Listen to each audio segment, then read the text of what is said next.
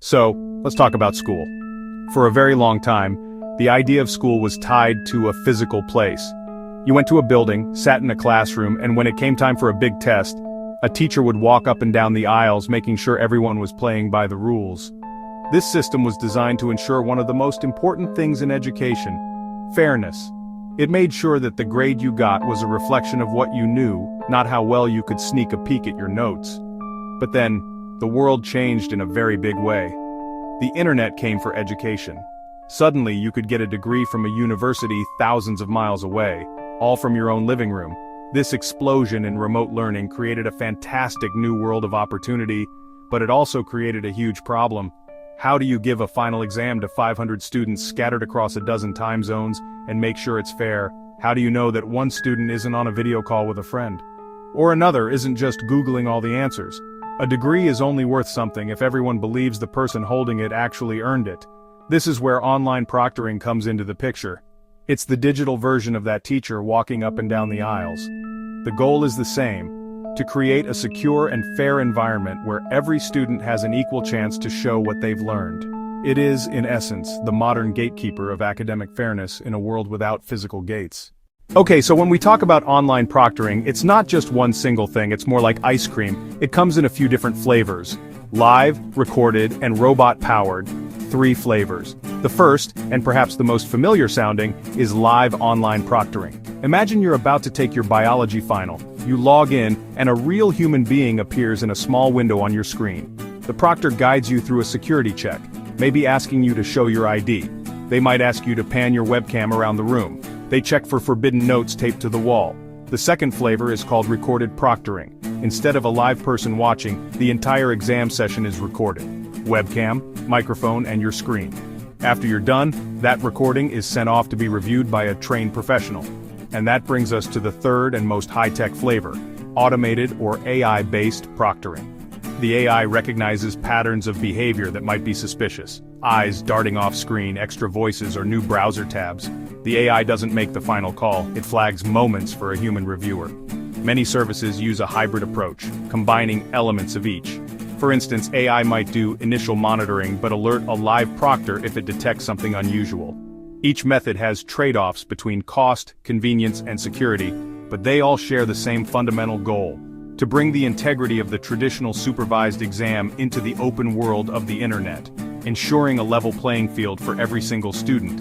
Many institutions tailor an approach that fits the exam stakes and students' needs. To make all this online proctoring happen, companies use a specific set of technological tools. It's not magic.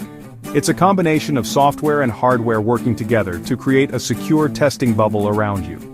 The first and most obvious tool is your webcam. Before the test begins, the software takes control of your webcam to verify your identity. You'll hold up your student ID to the camera, and it will snap a picture to match with your face. During the exam, the webcam stays on, providing a continuous video feed. Next up is the microphone. The software listens for any sounds in your room, a quiet whisper or a loud conversation.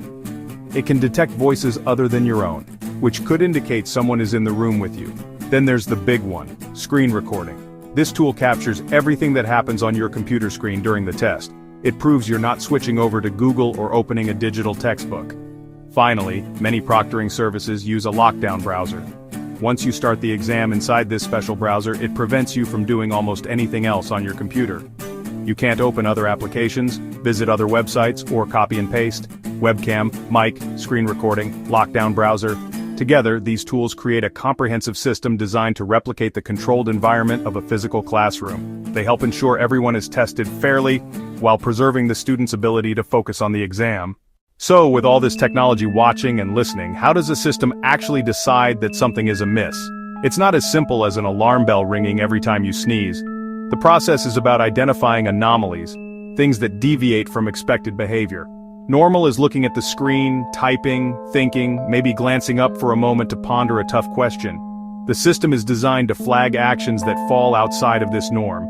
For example, if your face disappears from the webcam's view, if a new voice is suddenly heard through the microphone, that's another flag. These flags aren't accusations, they're just points of interest. The AI doesn't understand context, it just knows that the audio or motion pattern was unusual. After the exam, a trained proctor goes through the recording, paying attention to all the moments the AI flagged. They separate innocent actions from genuine academic misconduct. The proctoring company provides a detailed report, full video, flagged events, and the human reviewer's notes, to the institution. It's the institution that makes the final determination, with full context of the student and exam. The proctoring system is a tool that provides information so institutions can uphold academic standards fairly and consistently for everyone. Naturally, the idea of a piece of software accessing your webcam and microphone can feel a little invasive. And that's a completely valid feeling. Who is watching this video of me in my bedroom? Where is this data being stored? Could someone access it without my permission? These questions are at the very heart of the debate surrounding online proctoring. Proctoring companies and universities must take them seriously to build trust with students. Reputable proctoring companies have strict data security and privacy protocols. Only authorized and trained proctors can view exam sessions through secure internal platforms. Reviewers are often subject to background checks and privacy training. Video and audio files are encrypted during transfer and when stored on servers. Companies have clear data retention policies. Recordings are not kept forever. Most importantly, students have the right to know what data is collected, how it'll be used, and who can access it. Clear privacy statements build trust. There is an inherent tension at the core of online proctoring. On one hand, the absolute need for strong security to protect exam integrity. If it's easy to bypass, the program's credibility suffers. On the other hand, the student's experience matters. High-stakes exams are already stressful. Being watched by a webcam, monitored by a microphone, or locked down by software can heighten anxiety. Students fear normal nervous habits being flagged, like looking up to think. Balance is critical. Improve AI to reduce false flags. Train human reviewers to recognize anxiety-driven behaviors. Give professors options to match proctoring to assignment stakes. The aim, a system students see as fair and necessary, not punitive. Perfecting the balance between security and student comfort is the greatest challenge for online proctoring. Universities and proctoring companies must listen and adapt. It's a partnership. Let's be honest, online proctoring is not a perfect system. It's a relatively new field, still growing, learning, and making mistakes. One of the biggest challenges is false positives, false alarms. AI might flag a student for looking away from the screen. It could be a stretch or background noise like a passing ambulance. False flags cause unnecessary stress for students and extra work for reviewers. Another hurdle is technological inequity. Not every student has fast internet, a modern computer, or a quiet space. Fair systems must be accessible and equitable. It's a work in progress. Despite challenges, online proctoring remains indispensable. As more learning moves online, the need to ensure academic integrity grows. Unproctored exams risk devaluing hard-earned education. The path forward is continuous improvement, better AI, improved privacy, greater accessibility.